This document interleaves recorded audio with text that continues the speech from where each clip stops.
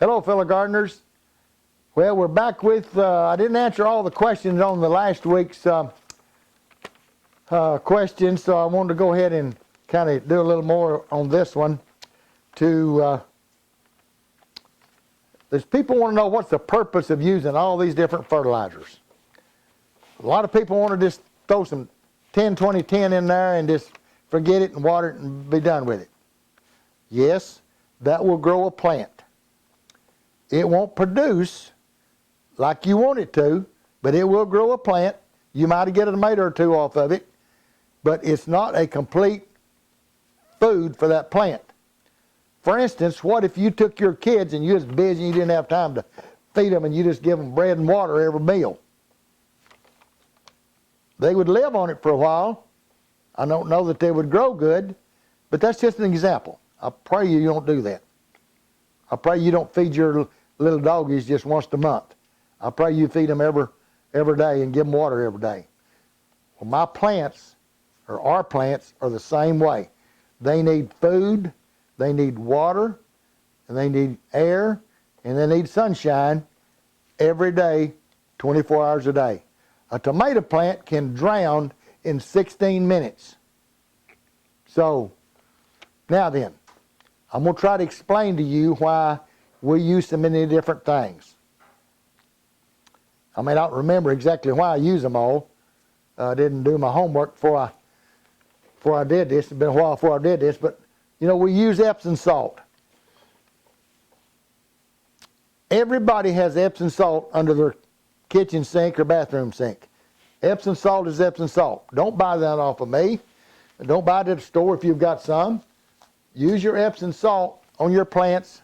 The reason for that is, I can't tell you, I don't remember exactly the reasons. The magnesium, I believe it is, that you get. But it helps mature the fruit and make them have more flavor. We have always put Epsom salt under tomato plants. Okay? This here Sustain over here, which is chicken poop, chicken feathers. It's a I think a 464. The reason I put that in there is it's a slow release. For some reason or other, if you was to, and I hate to even say about this because I don't want you forgetting one time to water or fertilize, but if you was to not fertilize for one time, for some reason you had a neighbor to come over and water while you was out of town, that slow release will help maintain your plant till you get back on your regular feeding. So, could you get by without it? You can, but anyway, I'd rather if you not, but if you don't use it, put you a little bit of triple 20 or 10, 20, 10 or something in there that's slow release, not my water soluble now. Okay, then we have the sea mineral. And I'm going to answer a question. A lot of people say, can I do without that sea mineral? Yes, you can. You can grow without sea mineral. But your fruit won't taste as good. Listen, there is 90-something different sea mineral, trace minerals in this sea mineral that your plants need. It's just like, yeah, you can get it by on food, on bread and ham, meat every meal, and water. May not look healthy, but you can live on it. It's the same way with this sea mineral. There's 90-something different trace minerals that we need in that food to make it taste better. The reason we're doing all this, we're trying to tweak your growing to make it perfect. Okay? Then we got the gypsum. Now there's gypsum and lime. Now let me tell you, use lime to sweeten the soil. In other words, if your pH is too low and you need to raise it up into the 6.2, 6.4, 6.6 range for tomatoes, for blackberries, peppers, stuff like that.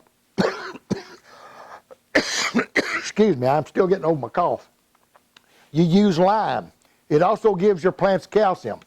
That fights the blossom end rot. But let me tell you, you can't just keep putting more lime and more lime fighting that blossom end rot. You're going to get the soil too sweet up around 7 not to make good tomatoes or peppers or whatever. So that's the reason you use some gypsum in there, because we don't want to raise that pH up to 7. Lime raises it up. Gypsum don't. It will give them calcium. It's also used to break up clay, but we're not growing in clay, so we're not using it for that reason. We're using it strictly for calcium for blossom end rot, but it will not raise the pH of your soil. Matter of fact, it might lower it just a little because it has sulfur in it, but we've never seen any problem with it. But we know it does help with your blossom end rot, so we always use gypsum. Will it get by without gypsum, without lime? You might grow a green plant. I don't know how many fruit you're going to get on it. We're trying to teach you how to tweak these plants to grow you. There's no reason to growing 10 plants to get 10 tomatoes when you can grow one plant and get 10 tomatoes. That makes more sense, doesn't it? Okay, so you'll know about that. Now let me see. I think there's another question. Is there anything that you can replace that sea mineral with? You can buy micronutrients you can probably get them at a garden center. It's micronutrients in a bag. It's nothing like the C90. It won't have that many trace minerals in it as your C90, but it will have some trace minerals in it. That's what you need but I don't recommend using it. I recommend using natural ocean water that's been evaporated, C90. So yes, you could get by without it, but no, you won't grow as good a plant. Let's see. Can you grow wicking tubs outdoors? Yes, we grow our flowers up front at the house. We grow them up on the streets of town. We grow wicking tubs in our high tunnels without any plastic on them, even without shade on them until it gets real hot. But yes, it'll rain in them. You just have to think about now, if they've had a lot of rain, like they did this last week in East Texas, some of them had 15 inches of rain. Now that 15 inches went into your tub and washed out your fertilizer. So you know you need to come back and put a little fertilizer in there extra strong. In other words, put you a tablespoon per gallon of a couple of gallons and put it in there so that'll have fertilizer in all of that.